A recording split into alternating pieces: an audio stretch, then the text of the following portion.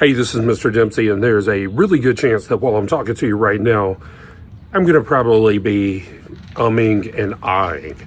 You know what? It doesn't matter in this day and age of the jump cut on vlogs. For some reason, people are okay with it. So what we're going to do is we're going to learn how to take these ums and ahs out to make a more cohesive, concise video. And we're going to put a little zoom on that. And I'm going to show you how to do that using a nested sequence. So let's take a look at how to take out some of these ums and ahs in our talking here. We're going to do this by going through and looking for the ums and ahs, and then we're just going to cut everywhere we want to take something out. So I'm going to zoom in so I can see this better. And you can see that I'm doing that by clicking here to extend that.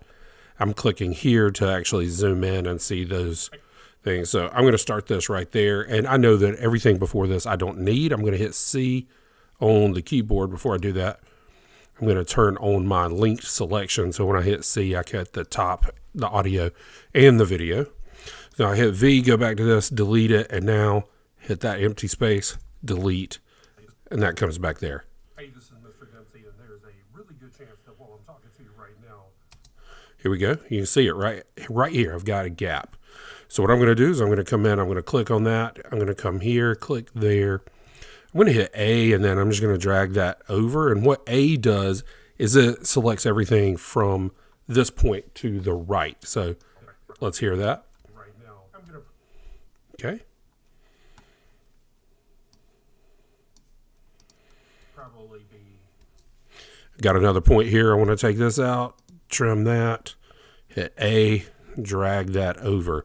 So what I'm going to do is I'm going to go through, cut out. I'm going to probably be umming and ahhing. I'm going to go and take any of those out, and you can see that there are a good many of them here. So I'm going to go and take those out, and we'll be back. All right, so now that I've got those, I can go back and look at that, and I'm going to definitely have jump cuts in there. And you can see if I play from right here, for some reason, we've got jump cuts, and the world is apparently okay with that thanks to the takeover of vlogging through YouTube. I'm going to say that in this class, the only time I'm okay with a jump cut is if you are doing a vlog assignment. I do not want to see a jump cut in a news story ever because you should have B-roll.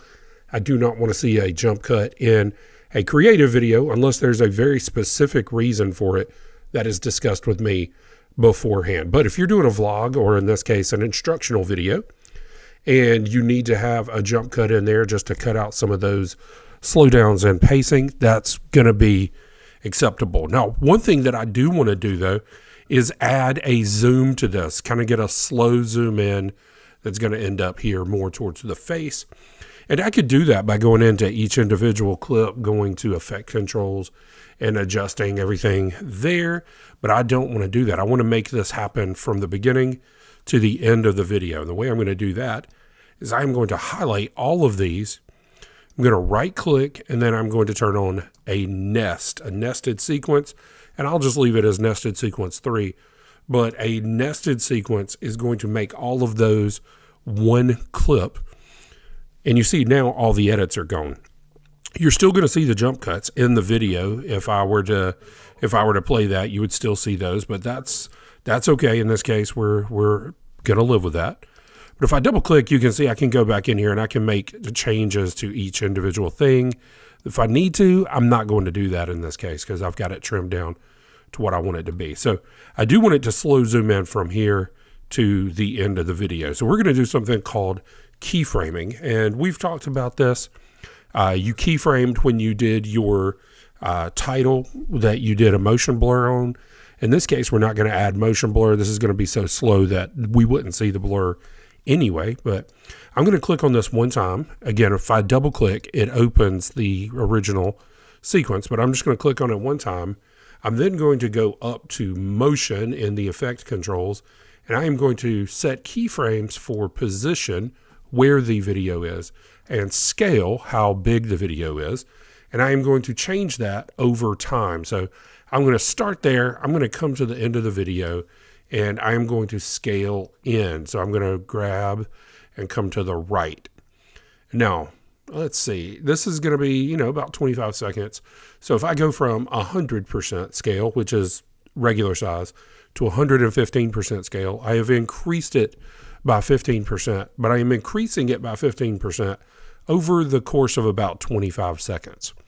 So that may not be super slow. You can see it pretty obviously when we click and drag, but it's not going to be as percepted when we are watching it. And let's see if I can find where that keyframe is. It's hard to tell sometimes, so I like to make sure that I zoom in down here. So there we go.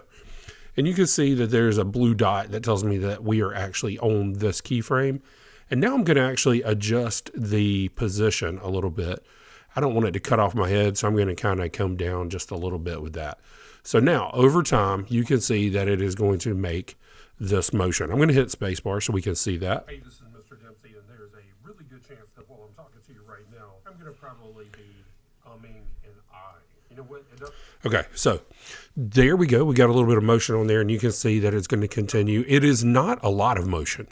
It's not very jarring, and that's okay because I wanted it to be smooth like that. If I wanted it to be faster, I could actually make the distance between those two keyframes a lot shorter, and then it would zoom in like that. But that's not what I want to do either. The shorter it is, the faster that zoom is going to be, and you can tell that that looks pretty bad. So I'm going to bring this down here towards the end. Now, one thing I do want to show you is when we get to this point, it's not that bad in a video like this, but a lot of times I like to highlight the keyframes. And when I'm going into a keyframe, I like to right click, temporal interpolation, and ease into the keyframe. And that's kind of like putting brakes on before we get there. We don't want to just slam on the brakes when we get to the keyframe. Easing in allows us to kind of slow down a little bit before we get there. The other side of that, though, I'm going to highlight these and I'm going to ease out. That's like slowly pressing the gas to take off from the red light, as opposed to just putting it, you know, pedal to the metal. So that is going to allow for this to be a lot smoother. So what we've got here now is a nice, smooth zoom in. We've still got our jump cuts in there, but we're going to live with that for this video. So nested sequences are hugely beneficial. They allow you to take groups of clips and make them one so that you could add an effect to that. Or in this case, we're going to add the motion keyframing to animate the entire clip. I honestly, I nest sequences in almost every project because there are some effects that only work on nested sequences. So you'll just have to get in there and kind of play around with it. I wanted you mostly to know that nesting is an option. So there you go.